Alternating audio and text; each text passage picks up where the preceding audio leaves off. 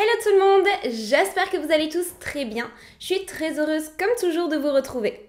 La vidéo d'aujourd'hui va être plutôt courte comparée à celle que je faisais précédemment, mais elle n'en est pas moins intense. Croyez-moi, je suis pas mal sûre que ça va vous plaire. On va parler aujourd'hui d'un cas de disparition qui a retourné tous les esprits lors de la révélation de ce qui s'était réellement passé. Car oui, spoiler alerte, aujourd'hui c'est un cas de disparition élucidé. Pour notre histoire du jour, que vous ayez un petit cœur sensible ou un estomac bien accroché, vous pouvez vous installer confortablement car on va commencer.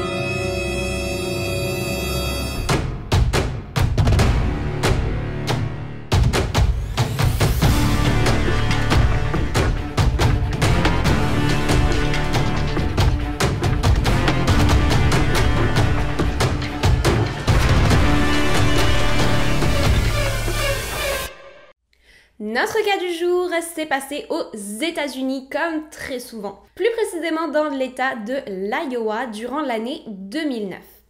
Larry Eli Murillo Moncada, que l'on va tout simplement appeler Larry durant cette histoire, est alors un jeune homme de 25 ans qui vit donc dans l'État de l'Iowa et qui travaille dans un supermarché No Frills, qui est une enseigne canadienne mais qui s'était à l'époque étendue jusqu'aux États-Unis. Larry s'y occupe de l'inventaire des stocks et de placer les produits dans les rayons du supermarché. Il vient d'une famille qui est très soudée. On n'en sait pas beaucoup plus sur sa famille ni sur son enfance, mais ce qu'on sait effectivement, c'est que la famille est très proche, très soudée et passe énormément de temps ensemble. La seule chose que l'on sait est que durant l'année 2009, l'état de la santé mentale de Larry s'était grandement détérioré. Oui, je sais, encore un cas de troubles mentaux, on dirait que c'est mon sujet de prédilection en ce moment, ne m'en voulez pas. Le 27 novembre de cette année-là, toute la famille est regroupée autour d'un bon repas pour célébrer Thanksgiving. Ce jour-là, donc, Larry rentre du travail et semble très agité. Il se plaint auprès de sa mère d'entendre des voix et que ces voix lui disaient de manger du sucre car son cœur battait très anormalement apparemment et il aurait besoin de sucre pour calmer son rythme cardiaque. Ses parents étaient bien évidemment assez inquiets de ce discours qui tenait pas vraiment la route, mais se disaient qu'un petit peu de repos lui ferait du bien et que certainement le lendemain, les choses iraient mieux. Il faut savoir aussi que Larry avait été reconnu comme souffrant de troubles mentaux. Il avait été diagnostiqué par un médecin et venait de commencer un traitement d'antidépresseurs. Donc ses parents se dirent que tout simplement c'était peut-être les médicaments qui faisaient un effet secondaire et qui lui donnaient des hallucinations. Le lendemain matin, le 28 novembre 2009, une tempête de neige s'abat sur l'Iowa et les températures sont extrêmement froides. Larry quitte le domicile familial, toujours dans un état second, et part au travail sans manteau, sans chaussures, sans chaussettes et à pied. Il ne prend pas sa voiture. Ce qui est assez étrange. Je tiens à rappeler que les températures sont proches du négatif et qu'il y a une tempête de neige. Il part à pieds nus donc dans la neige au travail. C'est la mère de Larry qui a témoigné de cela quelques jours plus tard. Personnellement, je me pose juste la question de savoir à quel moment tu vois ton fils dans un état vraiment étrange partir à pieds nus au milieu d'une tempête de neige au travail et ne tente pas de l'arrêter ou d'essayer de l'emmener chez un médecin pour voir ce qu'il se passe. Après, je sais pas, peut-être effectivement qu'elle a essayé de l'arrêter mais que Larry était violent ou qu'il a refusé de l'écouter. Ça se peut tout à fait, mais je trouve quand même ça très étrange. Ceci fut malheureusement la dernière fois que Larry fut aperçu vivant. Ce soir-là, comme vous vous en doutez, Larry ne rentra pas à la maison. Une enquête fut ouverte mais ne mena à rien malheureusement car il n'y avait absolument aucune trace à suivre. La voiture de Larry était toujours restée garée au même endroit, il n'avait pas touché à ses cartes de crédit, il n'avait été aperçu par personne, bref, il avait littéralement disparu dans les airs. Ce jour-là, il était apparemment parti au travail, mais pourtant personne au supermarché ne se souvient l'avoir vu. Des recherches eurent lieu durant de nombreux mois. Les pauvres parents de Larry étaient complètement dévastés. Ils gardaient tout de même espoir de retrouver un jour leur fils en vie et d'avoir peut-être un indice de la part de quelqu'un qui l'aurait aperçu. Malheureusement, ceci n'arriva jamais et le cas finit par tomber dans l'oubli. Du moins jusqu'en 2019, soit exactement 10 ans après la disparition de Larry. De gros travaux de rénovation allaient avoir lieu dans le supermarché, ce qui n'avait pas été le cas durant de nombreuses années. Des techniciens devaient donc venir pour remplacer les frigos qui étaient assez intenses puis qui commençaient à perdre un petit peu en énergie. Donc de nouveaux frigos devaient être placés. Les techniciens se présentèrent donc ce jour-là dans l'espoir d'avoir une journée de travail tout à fait banale, mais ils ne s'attendaient pas du tout à ce qu'ils allaient trouver. En déplaçant l'un des frigos, quelle ne fut pas leur surprise lorsqu'au milieu de la poussière, ils tombèrent sur un corps humain. Un corps humain en décomposition qui avait l'air d'avoir passé de nombreuses années caché là. Le cadavre ne fut pas immédiatement identifié de par son état de décomposition qui était assez extrême, mais les officiers qui avaient été appelés sur la scène se souvenaient de cette affaire de disparition 10 ans plus tôt qui avait eu lieu dans ce supermarché. Et vu l'état dans lequel le corps a été retrouvé, il semblait bien qu'il avait été là durant au moins une dizaine d'années, ce qui coïncidait exactement avec la date de disparition de Larry. De plus, la tenue qui avait été retrouvée sur le cadavre correspondait exactement à celle décrite par la mère de Larry 10 ans auparavant. Ses parents furent contactés et leur ADN fut comparé à celle du cadavre. Il s'agissait bien de Larry. Mais alors, que s'est-il passé? Était-ce un meurtre ou tout simplement un accident?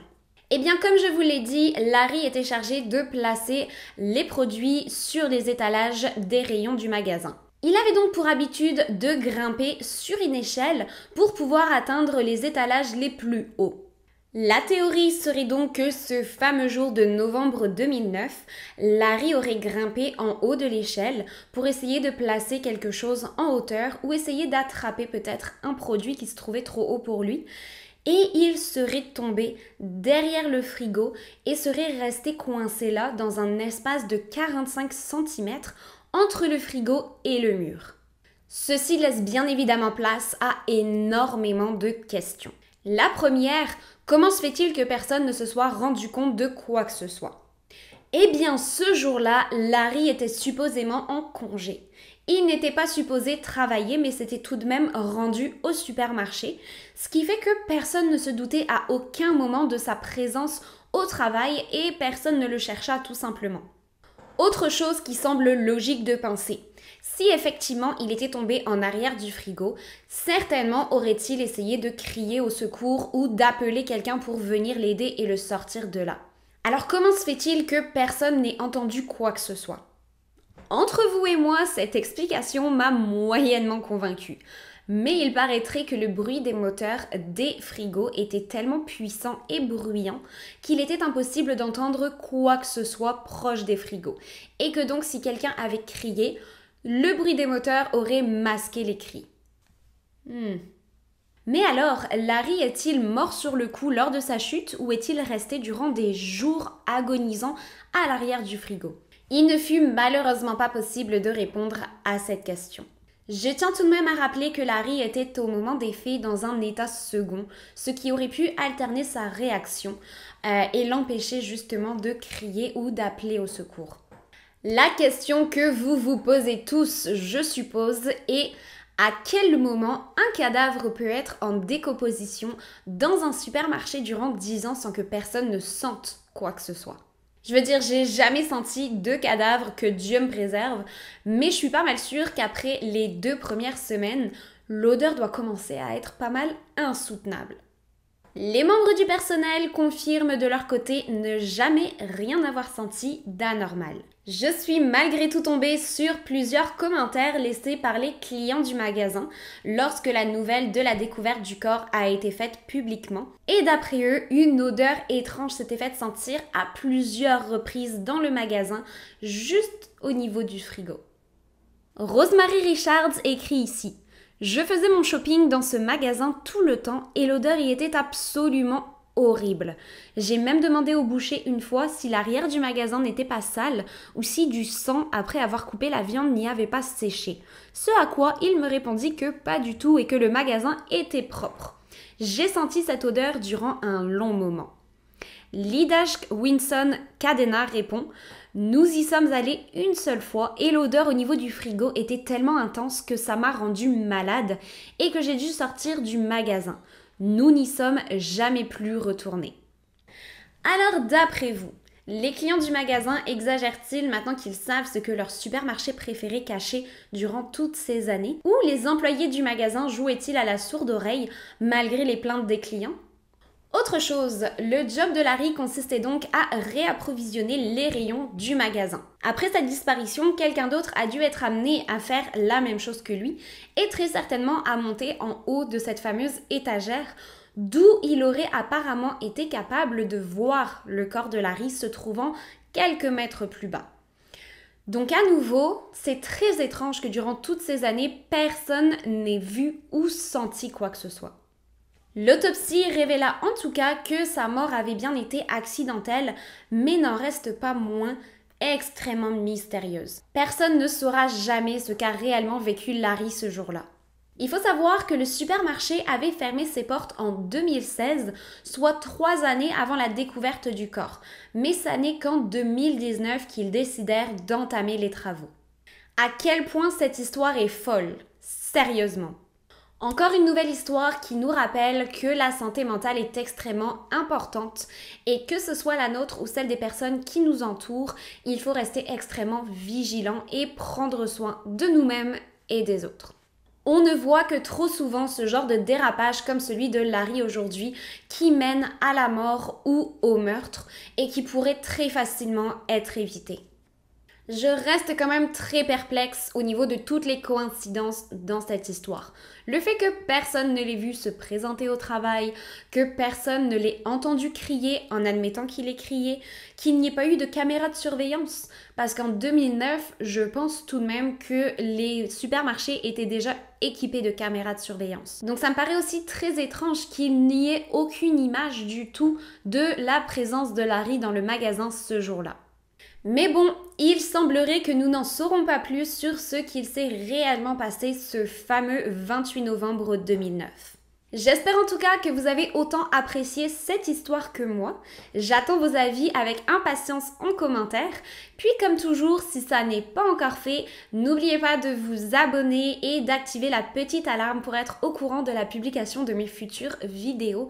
Ça ne paraît rien du tout, mais ça m'aide vraiment beaucoup et ça me pousse à continuer. J'ai remarqué aussi que l'on approche très rapidement des 20 000 abonnés, ce qui est complètement fou. J'avais jamais prédit ça pour ma chaîne, donc un énorme merci à toutes les personnes qui sont passées par là et qui se sont abonnées. C'est vraiment important pour moi, puis vous n'avez même pas idée à quel point ça me fait plaisir. Je voulais faire quelque chose d'un petit peu spécial justement pour les 20 000 abonnés. Je me disais faire une vidéo un petit peu différente. J'avais déjà posé la question sur Instagram de ce que vous aimeriez voir et beaucoup d'entre vous m'avaient demandé de faire une FAQ. Je pense pas faire ça sous forme de vidéo. Par contre, je pensais peut-être à faire un live sur YouTube ou sur Instagram où on pourrait effectivement échanger. Puis, c'est ça, vous pourriez me poser toutes les questions que vous voulez. Donc, ça peut être plutôt sympa. Dites-moi si l'idée vous plaît. J'aimerais ça avoir vos retours. Puis sinon, si vous avez d'autres idées à me partager, je suis tout oui. Je vous remercie encore d'avoir été là aujourd'hui et j'ai déjà hâte de vous retrouver pour la prochaine vidéo. Sur ce, je vous dis à très bientôt pour d'autres histoires toutes plus glauques les unes que les autres. Bye!